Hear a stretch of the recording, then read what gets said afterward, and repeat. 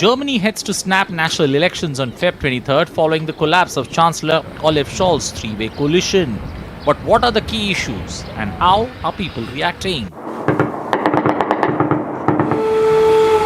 The Russia-Ukraine conflict is on the agenda of Germany's election. The mainstream parties are all in favor of helping Ukraine fend off Russia's attack, while the AfD and PSW want an end to weapons delivery to Kyiv and a resumption of good relations with Moscow. I think one of the things that moves people in Germany most might be the topic of migration, because not necessarily on their own accounts, but because it's a topic that has been raised by all of the major parties and thus has set a movement into place with the people as well. It is a topic that is very important for every one of us, but the way that it's discussed, it's not often the optimal way. Many migrants have expressed a desire to integrate and contribute to society. Germany helps the Ukrainians a lot, but the Ukrainians have to help Germany too. One simply can't always live at the expense of the state that feeds you for years. People have to start work and make their contribution. Economy is another key issue in Germany. In Gelsenkirchen, the signs of a downturn are visibly everywhere. While the city played a big part in Germany's post-war economic miracle, the rot set in with the decline of coal and heavy industry in the 1960s. The population tumbled from 390,000 then to just 260,000 now, as the local economy cratered. Now the German voters here demand change as Europe's biggest economy stalls. I just believe that our last government did a lot of things wrong, starting with the industry and energy policies and many other factors. That's why I'm almost certain that no matter what the new government will do, it will be possible to get out of this hole and that we will manage to create jobs again and to adequately address energy policy issues which people can actually afford. High energy prices remain a formidable challenge for households and businesses in Germany. We need to discuss the further transformation of our energy system while respecting companies' different need and their energy requirement. Here the state must put the relevant infrastructure at the forefront. Every candidate who wins one of Germany's 299 constituencies is guaranteed a seat. To fill the other half of the 598 seats in Germany's Bundestag, voters cast their votes in the second vote, or Zweitstimme. This vote goes to a political party instead of a single candidate. Bureau Report, DD India.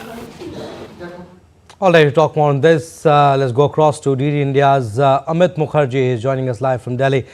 Amit, the biggest question, will Olaf Scholz be Chancellor again, or will the right emerge victorious? Tell us the key parties in the election. Well, Abhishek, as of now, as things stand out, Olaf Scholz doesn't really stand a chance for a comeback, as it seems right now, because, everybody is looking at the elections today where, the people of Germany are going to elect 630 members of the parliament or the Bundestag. And, what is in their heads is basically a party that is able to give them leadership and direction as far as all these issues which are plaguing Germany is concerned. Now, number one, of course, has been the ailing economy of Germany. Things have not been looking up. Jobs are not that great. And also the migrant issue. Over the last 10 years, Germany has been, inducting a lot of migrants from across different countries who come from different ethnic as well as, backgrounds as far as developing nations are concerned. And their social outlook doesn't really match with the social structure of Germany, and inducting them has not really worked out, and there has been a lot of social divide. So that is going to play a big role as far as the voters of Germany are concerned. The other thing is, of course, energy securities. Russia has been a prime supplier of energy to Germany, and during the ongoing conflict, a lot of issues had cropped up regarding Germany's support to Ukraine and what should be the stance as far as Russia is concerned. Now, that is again a very big issue. Ailing economy, Germans' interest with the US tariff issue. Now, that again is a big thing. The ongoing, the tussle between US and the European Union. Where does Germany's interest lie as far as this tariff trade war is concerned? Now, that is again going to decide the fate of the political parties which are going to the elections today. These are the key issues. And of course, coming back to the question of Olaf Scholz, now all these key issues, they have not been addressed well, which is why we saw the downfall of the Olaf Scholz government. And over the last, in the run up to the elections, also his popularity and his rating has not really changed much as far as these topics are concerned. So coming back of Olaf Scholz is a slightly tricky issue at this point in time. Abhishek? I mean, also, the election comes at a time of economic downturn and ongoing immigration debate, among others, like you mentioned. And the biggest challenge for the new Chancellor will be the key election issues that we have told in the report also. Tell us the top contenders, the main party leaders for the snap elections. Well, Abhishek, as of now, Friedrich Merz's party, which is the conservative Christian Democratic, that party is emerging out.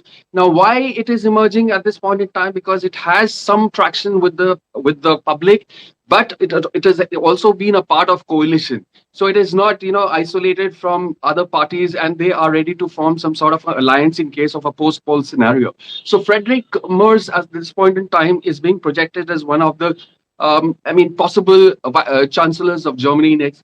But Alice Weidel, again, her party won about 76 seats out of the 630 total number of seats in the Bundestag in the last election. Now, the only thing is that, her party's performance has been very, very good. She has been a pro-Russia she has taken a pro-Russia sort of a stance. She is an economist by profession, and she is also very well versed in Mandarin. So, and that is one of the prime languages as far as global trade is concerned these days. So her also issues are quite interesting as far as German election is concerned at this point in time. Also, then there is a Robert Habeck's Green Party, which has also been a part of Olaf Scholz's coalition, which actually had fallen. Now, Robert's rating has primarily been okay because in terms of handling economic issues, he had shown some metals in the past, and which is why he has some popularity. But again, his tackling of issues of energy transition, from fossil fuel to modern day energies, green energy, those issues have not gone down very well with people, and it has evoked mixed reactions. Now, again, the fourth contender, of course, there are 7 parties which are in the fray in Germany right now in the polls. But, the top 4 contenders are, of course, Olaf Scholz, Alice Weidel, Robert Habeck, and of course, Friedrich Merz.